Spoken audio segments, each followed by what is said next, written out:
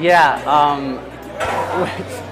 we were like, you know, every time you come to Mexico, like everybody has that instant concern of like, be safe, blah, blah, blah, and that. And I've never really had any worries about it. I don't know why.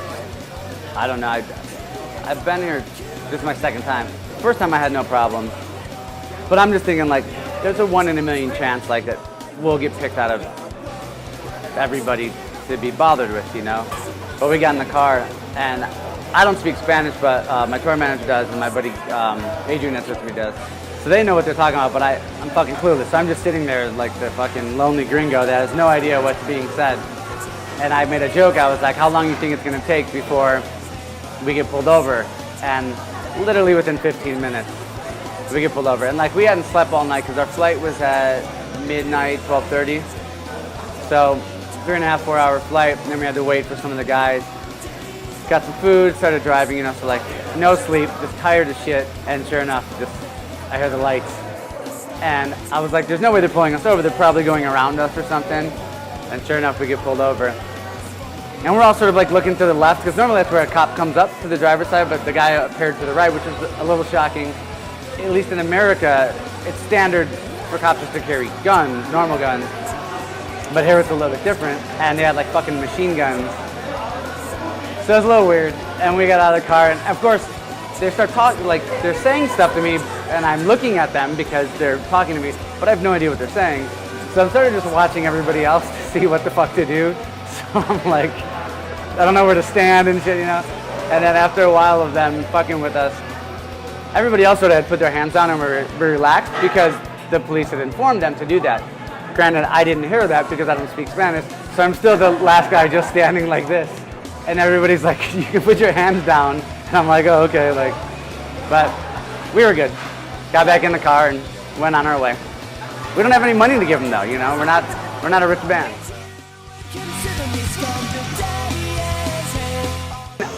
I started Mest when I was 15 years old.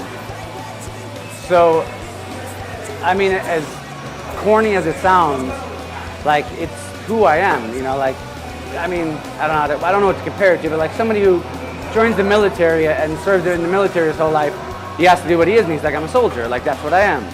You know, a farmer is a farmer, you know, like, since I was 7 years old, I've been playing music, you know, like my father played music, and it was always around the house. For me, like, music is really all I know how to do. I got kicked out of school when I was 15, and my dad's like, what are you gonna do? And I said, I wanna play music, and he was like, then do it. You know, if that's what you're gonna do, then do it. I think because Mest was one of those, you know, childhood bands that we started out with friends, and we had this massive group of friends and a really cool punk rock scene in our area and stuff, that it's just like, it's all I know, it's what I am. And I've done side projects. When Mest broke up, I did side projects. Just, for me, it was more because the part of being a musician and wanting to explore musically some other sides, because I like writing songs. When doing a side project, you then can't be judged on the songs you're writing. Like, you know, if I put out a Mest record, people are gonna be like, it's not this enough, or it's not that enough. I want the old stuff, I want some new stuff. Like, people have an opinion because there's a history to it. But doing a new band, you have that freedom. And so for me, it was just always fun I always like writing music, and like, having that ability to still be creative and stuff was the reason why I started sort of doing the side projects. But the reason why I came back to Mest is because, I don't know, man, it's like, it was sort of like a coming back home sort of thing, you know, like, it's what you know. And so it's been fun, you know, like, we haven't done as many shows as I'd like to, but that's due to scheduling and stuff, and we're just sort of figuring out what we want to do as far as the band. But the shows that we have done, it's been great, it's been awesome.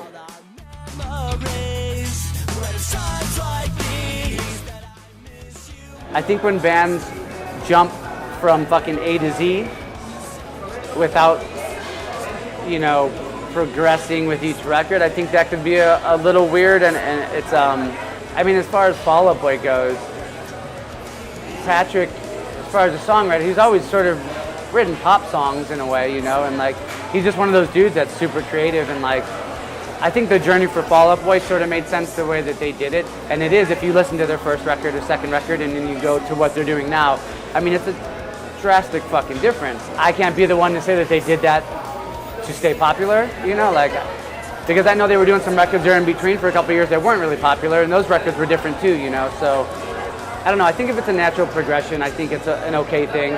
We were talking about some bands on the way here, and I'm not gonna throw anybody under the bus, but there's definitely some records where they were this massive band and giving this type of message, and then on the next record, a completely different message that ousted everything that they were saying on the first record, which I think in that situation, fans will identify that, and I think it'll show with the fan base and with the following. So, I mean, that's the thing is, for me, is even, like in my side project, like lyrically, I'm always writing about shit that like, it's sort of even embarrassing to fucking sing about, you know, but that's what I think lyrically you have to do to connect with fans and the people listening to music is you want to be vulnerable and you want to sing about these situations that you don't really want people to know you're feeling, but it's like therapy in a way for yourself, and then it's therapy for the person listening to the music because they're like, fuck, that person's singing about what I'm going through, and that's when you connect to music, you know? So I think as long as you're honest with yourself, it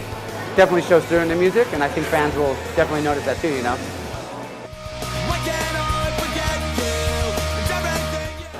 Emo is one of those things that sort of killed Mest for a little bit because all of a sudden you had to have your hair like your fucking Aunt Margot had her hair, you know, with the bangs and the weird ass hairdo, and everybody did it, and we're just like, we can't do that, that's not us. Plus we'd probably look like shit with hair like that. But I mean, emo was another word for pop punk in my eyes. It was just another, you know, because there was punk rock and then pop punk, and then you always have to give it a different name when it's a new band sort of doing their version. But you're right, there definitely is a cycle, and pop punk music has definitely made a comeback again. Me and my buddy were talking today, like with Alternative Press magazine, they've always been really cool and covered a lot of the bands in the scene and stuff, but you know, during our, I would say early 2000s and stuff, like pop punk almost became a dirty word to say.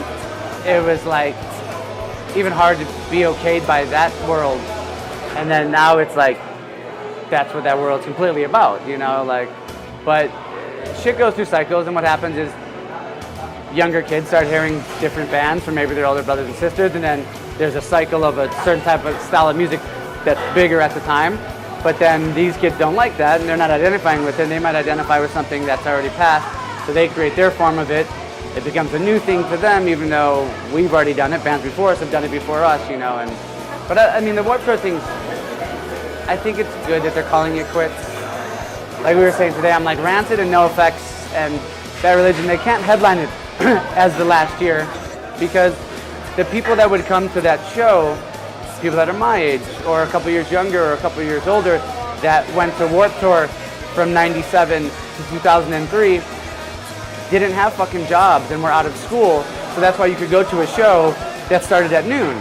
But when you're 30 years old and you want to go see your favorite band Rancid at the Warped Tour on a Monday, you're working, so you can't. So how can you have a band like that do that tour and expect there to be good ticket sales, you know? Like, I mean, it's sad because that's what to me that's what Warped Tour was, you know? Like, it'll always be a punk rock festival, despite the couple of years where they had random bands here and there, which is great to give a lot of bands exposure, which is awesome, you know? So it did open up people to a lot of different things, but at the core of it, you can't deny that Vans Warped Tour is a punk rock festival.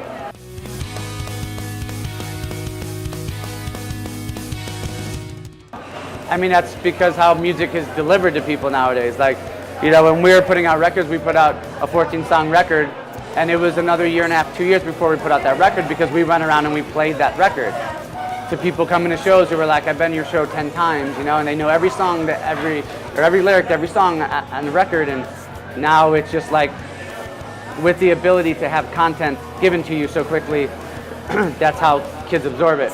So you want to give a kid a full record, he's going to be done with it so quickly and looking at something else, and so it's like, you have to like, which I disagree with that. I like when bands put out fucking full records, especially if a band hasn't put out a record in a while. But, you know, it's just the thing that labels are doing now, where they make a video and a single and put it out, wait 2 or 3 months, do the same thing again, because they want to constantly be putting that in these people's faces to keep their attention, you know. And it is a different way that people consume music. It's a different way people that go to shows now. I mean, you look out in the crowd and everybody's filming the show, and which I've never understood that, because, if you're staring at it through your phone, you're missing the show. I think, here's the thing, from a band's perspective, I'm like, cool, if that's how you want to do it, because one, you're going to post it on your social media, which means whoever's following you is going to see it. It's free exposure for us, so great, that's cool. But you're missing out on the experience, and in return, if you ever want to see a footage of a fucking band playing live anywhere, you can go on YouTube and search the band's name and write in live, and you're going to see 1,000 fucking videos of that same angle that you just watched through your phone that you just missed out on the show. So like, why do you do that? Why are you watching it through your phone? Are you really going to go home and sit there and fucking watch it again? Like, what is the point of that? But, hey man, keep filming because it's free promo for me. I don't give a shit. Yeah, and there's enough outlets too that it's not like it was back in the day where you have to sneak in a recorder or something to get like a bootleg version of a band live. Like, there's professionals that can go and come and record the content properly, and you can watch it properly, and it sounds better and looks better than a fucking phone shaking around. It sounds like shit, you know, so.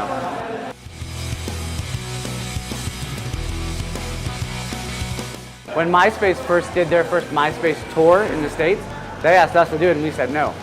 Because we were like, what the fuck is this? Like, this is a weird concept, and we didn't want to buy into it. We were like, we're connected with our fans through our websites, through going to shows, through hanging out. Like, it was a weird concept to us. Like, I remember when I started my own MySpace page, I had just like thousands and thousands of requests, and I was like, no, this is supposed to be like a personal thing, not realizing like the utilization of something like that. If it was as big as it is, you know, back then now, I think it would be great for us. Because it's an easier way to get your music out there to people, and it's like, not everybody that listens to Mest is on Instagram 24 hours a fucking day like a 14, 15-year-old, 16-year-old kid is.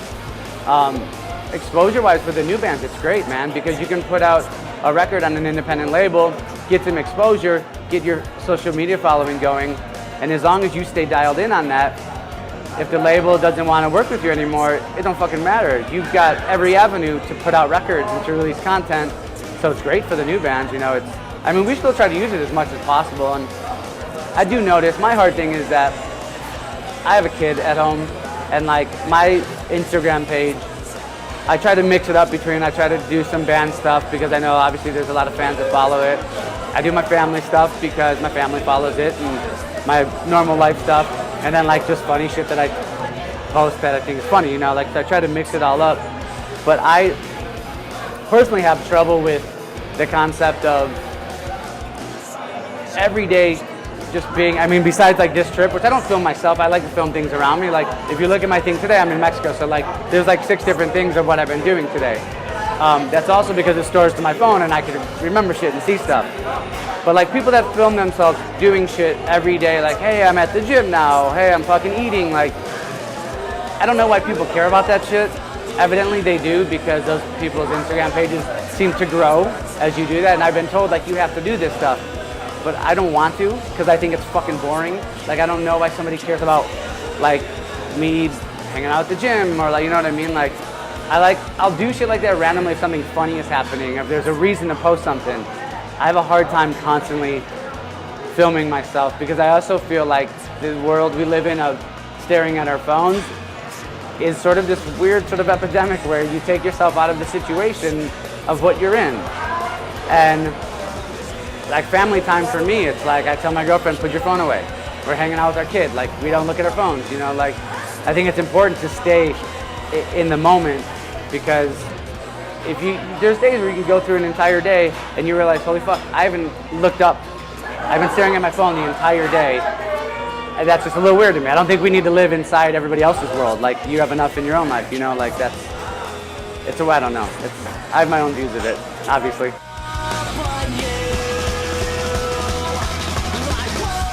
Well, I just released Broken Down 2, which was acoustic songs of sort of fan favorites. I did one record and people liked it. A couple years later, I kept getting enough requests and I realized there's a big enough catalog of Mest songs that I have some cool ideas for these songs. And then on the Broken Down 2 record, I did it even way more broken down, where I just sort of like slowed the songs a couple of BPMs and added strings and piano and like really just made the song completely un-punk rock, so to speak. But everybody liked the way it turned out, you know. So for me, we're gonna do some of the songs off of that record in those versions, very broken down, like where we have strings playing and piano and shit. And then we're gonna do a couple songs where it's just playing them the way we would play them live, but on acoustic guitars, you know. So it's just fun for me to still be up. I love playing shows, whether it be, I like doing the acoustic things more now. The first time I did it was maybe 3 years ago. I went over to Australia to produce some bands, and I did a couple of acoustic shows. And I was fucking more nervous than I'd ever been in my entire life, because doing an acoustic show, it's just you know, like any fuck up you do, people hear it. Like when there's a full rock band playing and drums are playing, guitars are playing, if I fuck up a note, you don't hear it. If I miss a line singing, there's so much other shit going on, it's not a big deal, you know, or like hit a note wrong. But when it's broken down like that, it's a fucking scary thing. But I've embraced it more over the past couple of years, where I like playing that. It's fun for me. It's more of a challenge too, to stay focused on like singing properly and playing good and like actually caring about performing, you know, like, but obviously the live shows with the band are so much fun too, because we get on stage and it's like riding a bike to us, you know, like when we did our first show as the original lineup, maybe 2.5 years ago, we went to Chicago and we rehearsed one time before we went out and played the show the week later in California. And it was like, it's just one of those things that when you've done it so many times, once you get in the swing of things, it's just, you're good, you know, like, because we've played thousands of shows. So, I mean, we're definitely going to start playing more shows with the original lineup. We're working on, we have some shows right now that are already announced, and some festivals we're doing, and some stuff that's in the works that we're putting together. So we have some more stuff coming up, and I've actually talked to the guys here about maybe bringing the original lineup to Mexico to do a short little tour, because I think it'd be fun for the guys to experience, because we want to do, as an original lineup, if we're going to go and do shows, we want to do stuff that's fun for us, places we've never been, stuff like that, and we've never been here as the original lineup, so we've talked about possibly coming here as the original lineup.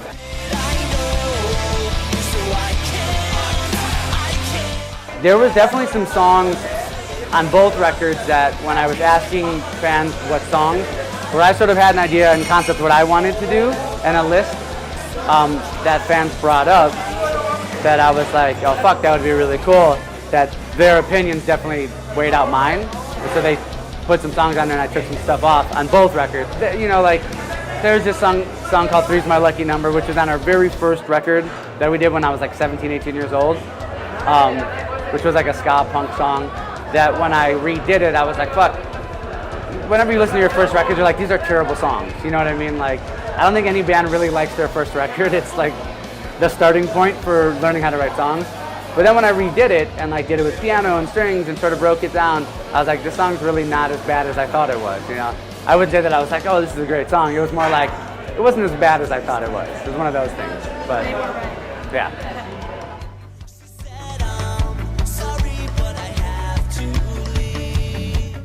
The original band is doing shows again.